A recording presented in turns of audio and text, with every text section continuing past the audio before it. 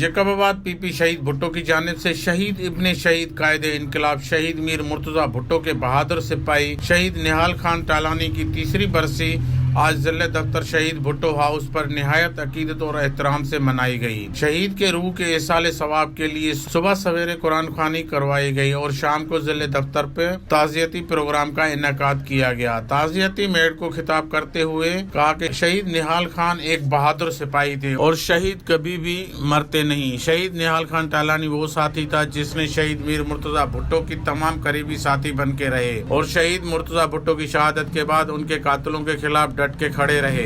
शहीद निहाल टालानी उन्हनि किरदारनि में आए एक अज़ीम सिपाही हुयो जंहिं पंहिंजे क़ाइद जे कातिलनि सां मुआहदो अटकाई, जेके हुनजे क़त्ल में शामिल उहे हथ हुया उन्हनि सां बाक़ायदा वञी गिरबान में हथ विधई। दुनिया खे ख़बर आहे त हुन बहादुर शख्स हुन कातिलनि सां कहिड़ो अंजाम कई।